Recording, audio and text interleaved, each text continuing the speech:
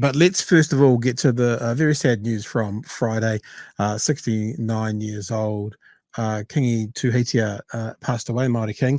Yeah, shocking, lots of shock, especially because of the age, so young, 69, but was not of good health. And Matthew Tukaki has been at the marae and at the tangi. So let's bring him into the show and have a bit of a chat about it. G'day, Matty. How you doing, man? Good, boys. Now, I know we're going to talk about the morbidity of death in a moment, but I had watched the Gemstones, and I first watched it on an international flight because, and I was drawn to it. I was drawn to it because I played a game with someone on the flight with me about, well, if you had a porn name, what would it be? And not that I have ever wanted to be a porn star, but the game goes something along the lines of what was the name of your first cat and the street you grew up on? Yep. Or your first cat, well, mine was Fluffy, and the street I grew up on was Gemstone Drive, of course. And Fluffy Gemstone. I was Fluffy Gemstone. Yeah, that's a good porn name. But that is just, and also the other program you fellas might want to watch is Chaos, which is the new program on Netflix with Jeff Goldblum and Cliff Curtis. The Māori fellow from Rotorua there plays Poseidon. And I binge watched it over the weekend like I know I shouldn't have, but it was just crazy. And I'm not into Jeff Goldblum at any point, but and to be frank, I thought he was dead, but obviously that's just an internet rumor. Very good. So I just got back from the tangi hanga, and it was amazing. I mean, but I was lucky because I went on with the Cook Islands Prime Minister this afternoon of the New Zealand Olympic team, and also iwi Māori, so whānau from all around the mutu. Or for those who don't know what mutu is, the land, the country. And what it showed me is actually, with a complete diverse group of people going on to pay their respects, that was really the central theme of what Tuheitia, the Māori King, was talking about, which is kōtahitanga. And at the end of the Cook Island Prime Minister's speech, and there was a bit of cheekiness in there as well. If you know how the papai works in Te Ao Māori, there's always a bit of cheekiness. Of course, he wanted to make sure that there's something in Māoridom called the tuakana taina relationship. Your big brother, your big sister, you're the little brother, little sister in the Cook Islands wanted to impress upon us that we come from the Pacific. Rahui Papa at the very end of all the whai kōrero today, who's leading on behalf of the Kingitanga, he basically said, "Oh yes, but gently remind you fellas that we just dropped you off on the way through." And so there was that. But there was also from the Cook Islands, they got up and they sang most beautifully, because at the end of every speech you sing a waiata. Out came the ukuleles. It was getting a little bit later in the afternoon. And then the New Zealand Olympic team, of course, they did a haka right in front of the Te Pāpaku, the body. And it was just incredible. It was incredible to be there. Can you tell us a bit about the Kingitanga movement? I mean, in my lifetime, there's been a queen and then her son, the king. What happens from here? Because we don't hear very often about, and here are the princes, the sons and princesses and daughters. We don't hear so much about the kind of typical royal lineage like you'd have when you're thinking about Queen and Philip and all those kinds of things. How does it work in New Zealand? And also, what happens next? So I'm loath to talk about succession while we're still having the tangihanga, but it's a very interesting thing. I mean, this is not like the Japanese monarchy or the UK with hereditary succession and all this other sort of thing. It's an elected role, and it just so happens that this particular whānau have been the whānau from which people have been elected from one generation to another. So that'll all happen after the tangihanga takes place. And I expect that we'll probably have a coronation definitely on Friday, which was the norm. So once the tangihanga and the respect of the service has been completed, that's when the business of succession, if you like, will take place. So respecting that, it's a different process than most European New Zealanders in particular will be familiar with. And there are some important people that play a key role in this since the formation of the tangihanga more than 100 years ago. And so that includes people like Sir Timu Tuheitia from Whakatūhia. Whakatūhia played a very large role in the establishment of the kingitanga way back in the first Māori king. And so there's a bit of business to be conducted, but I think, first of all, it's about respecting the late king, putting him to rest, and then getting into the business of succession. We're going to play some video from Andrew Liddell later on today from a Q&A and he was talking about as being involved with Waitangi settlements and stuff when they were in government. He was asked about the current relationship between iwi and the Crown as an observer on the outside. What does it feel like at the moment on the marae? What does it feel like amongst conversations? Because it's been a fraught relationship so far this year, iwi and the Crown, the current Crown. Yeah. Is this helping? Is this hurting? Is this making no difference? And are we seeing all the political parties turn up? Or has David Seymour done his, my time could be spent better elsewhere, like he has with every other kind of cultural invite he's had so far? Well, I think we're yet to see all of the politicians arrive. So like Rātana, like Waitangi, there is a specific day that is set aside, and I believe that's this coming Wednesday. Could be tomorrow, although some politicians, because they're also Māori, have already been onto the marae. So as I was going in the gate, for example, Willie Jackson was heading out the gate. And that's because he, in his own right, is an urban Māori leader. Yeah. Look, it's interesting. I listened to Christopher Luxon on Saturday. Normally, traditionally, Saturday and Sunday, the first couple of days of tangihanga in respect of the kingitanga will be held over to the Hokainga, the local people. So Waikato Tainui would be in there first to pay their respects. And then they get ready and prepared to receive all the guests. So everything from the kitchens firing up to wardens and car parks and all sorts of different things. But I listened to Luxon, and he was nervous. He had a croaky voice, like he was genuinely pained by the death of Tuheitia. And I think initially I thought, is that an act? But the more it went on, the more I realized that actually probably this is self-realization for one of the coalition partners, the largest of them, that actually their relationship with iwi Māori goes back a lot further than the other two. And so I felt there was a sort of coming to Jesus moment for Luxon, that actually potentially we've got this wrong. Because what he was faced with is iwi Māori, and not only iwi Māori, but organizations. Even the king has sent his condolences, King Charles III, or whatever he is now. And that, I think, really showed the low-hanging narrative that's been in this current coalition government.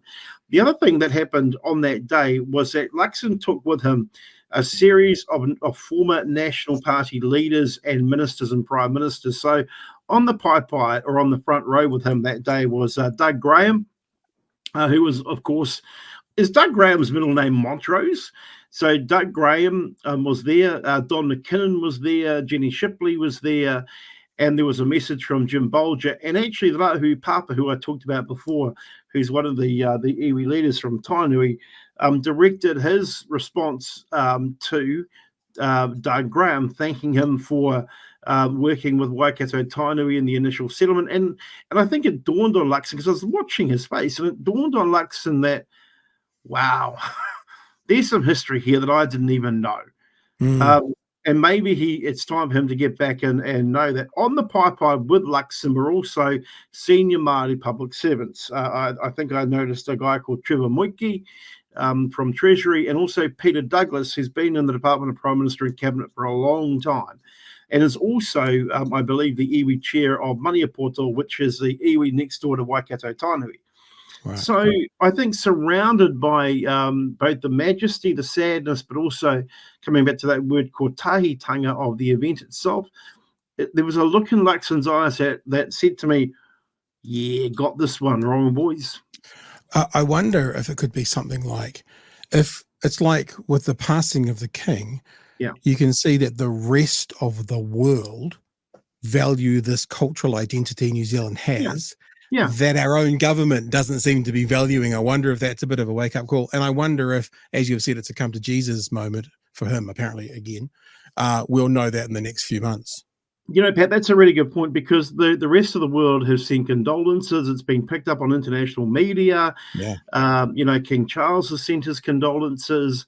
And, let's face it, also the Māori King has been an ambassador for all things New Zealand, not all things just Māori, but he was in Paris only a few weeks ago for the Olympics. He's been treading the boards at the Vatican with the Pope and all sorts of things. Yeah. I mean, this is a man who has not been well, and yet he's dispatched himself, not at the government's cost, but his own cost, to go overseas at a time when he is ill. And after the Koronehana was over, which is the celebrations of his 18 years as the Māori King, of course, he was admitted to hospital for heart surgery that obviously he did not survive. So you've got a human being that's given a lot to both promote New Zealand overseas, and the overseas territories and countries have respected that by coming to his tangi to pay respects. And the latest, of course, was the Cook Islands. Gosh, I wish I could sing like those Cook Islands. Chewy, mate, you better jump in here. I'm going to monopolize the time if you don't. No, it's fine. I'm just here with my thoughts. Look, you mentioned this being a bit of a moment for Luxon, and I come back to think about the amount of time that he has spent outside of New Zealand. And I mean, this seems to be just something that seems self-evident and obvious to me, that the Māori King passing is an important moment. Yeah. Whereas everything that Luxon has had, he's had Māori culture through the lens of marketing. He's had Māori culture through the lens of, this is a political football that I can play. The Māori are a problem to solve. I hope you're right. I hope that this is a moment where he actually has some reflection, that it's not the two-dimensional idea he has in his head of what Māori is. Interestingly enough, I think we'll look back on this moment in history as the moment that the tide turned on race relations in Aotearoa. It was going in a specific direction. So also on the pai with me this afternoon were mayors of a lot of the Central North Island councils, local government, many of whom have already now passed, to retain their Māori wards and so on and so forth. I actually honestly think that New Zealanders have a bad feeling in their gut when it comes to the way that the Māori issue is being pursued by this current government, particularly the National Party members who have voted for the coalition, who will be thinking, well, hang on, with the likes of Sir Doug Graham and Sir Don McKinnon and Dame Jenny Shipley, mind you could have had a Mainzeal board meeting with the number of people there. They certainly had a quorum, but I think New Zealanders are tired of this now, and this is that watershed moment. Particularly given the fact that this is not something you learn in middle management school. Yeah. You don't learn how to deal with the cultural issues or the nuances of politics in a way that has been thrust upon them. You know what? I tend to now think it's actually relatively straightforward to become a prime minister or a political leader. It's harder to nuance yourself into the relationships that create the complexity of nationhood. And I honestly think that they've missed the boat on what it does to create nationhood. And what's that? Because you have those things, you have statecraft, you have warcraft, you have all these different elements, and I'm not too sure that they understand what statecraft actually means. Yeah. And, can I just also say that the other thing that really, really I just loved to bits today was, because, you guys know, and I think a lot of people know now, that I'm not that physically able anymore. And so I was genuinely worried about all the crowds and whether or not I might fall over or whatever might happen. And yet when I got there, I was shepherded through a very large crowd by the wardens. The manaakitanga and the way that they look after you was incredible. And that's a reflection of how Māori are responding, not only to the King's death, but that's how Māori respond to things in general. it's like Cyclone Gabriel when the marae gets open, even though other marae just down the road have been completely inundated, or the Christchurch and Kaikoura earthquakes where the marae opened and anybody was given a feed, anybody was given a bed to sleep on.